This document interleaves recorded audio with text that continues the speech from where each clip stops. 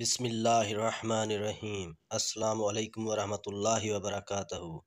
حضرت انس بن مالک رضی اللہ تعالی عنہ سے مروی ہے کہ حضور نبی کریم صلی اللہ علیہ وآلہ وسلم نے فرمایا کہ ماہ شعبان کو شعبان اس لیے کہا جاتا ہے کہ اس ماہ میں احتراماً رمضان کی وجہ سے بہت سی نیکیاں پھیلتی ہیں، اور ماہ رمضان کو رمضان اس لیے کہا جاتا ہے کہ اس ماہ میں بہت سے گناہ جلا دیے جاتے ہیں۔ اس مہینہ میں اللہ تعالیٰ کی طرف سے بندے کو یہ 4 چیزیں عطا ہوتی ہیں۔ ایک چھوٹی سی نیکی پر بھی نامہ اعمال نیکیوں سے بھر جاتا ہے۔ اس مہینے کا دوسرا فائدہ یہ ہے کہ اس مہینہ میں برکتیں آتی ہیں۔ اللہ پاک رزق میں، گھر میں، ہر کام میں برکت ڈال دیتا ہے۔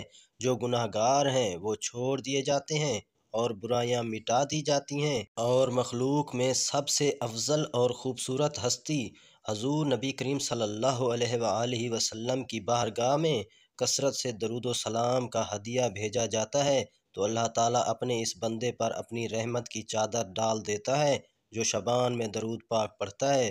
بے شک اللہ تعالیٰ اور اس کے فرشتے رحمت بھیجتے ہیں اس پیغمبر پر۔ اے ایمان والو، تم بھی حضور صلی اللہ علیہ وآلہ وسلم پر رحمت بھیجو اور خوب درود و سلام بھیجا کرو۔ اس آیت کی تفسیر میں حضرت ابن کثیر رحمۃ اللہ علیہ فرماتے ہیں کہ اس میں اللہ تعالیٰ نے اپنے بندوں پر ظاہر کیا ہے کہ ان کے نزدیک اپنے پیارے حبیب کا کیا رتبہ ہے اور کیا شان ہے کہ اللہ تعالیٰ خود اور ملائکہ آپ پر درود و سلام بھیجتے ہیں، آپ کی تعریف بیان کرتے ہیں، اور فرشتے درود پاک پڑھنے والے کے لیے مغفرت کی، اس کی بخشش کی اور اس کی حاجات کو پورا کرنے کے لیے اللہ کے حضور دعا مانگتے ہیں۔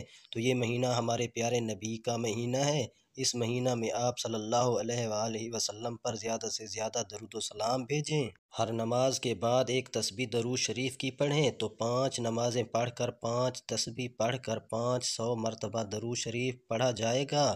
شعبان میں ہر نیکی کا عمل دگنا ہوتا ہے۔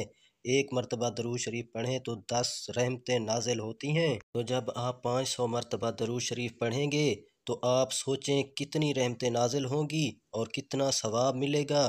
یہ شعبان کی سب سے افضل تسبیح ہے، تو آپ بھی زیادہ سے زیادہ درود شریف پڑھ کر نیکیاں اور ثواب حاصل کریں۔ اللہ تعالیٰ ہم سب کو درود شریف پڑھنے کی توفیق دے، اور جتنے بھی بیمار ہیں اللہ تعالیٰ سب کو صحت و تندرستی والی زندگی دے، آمین۔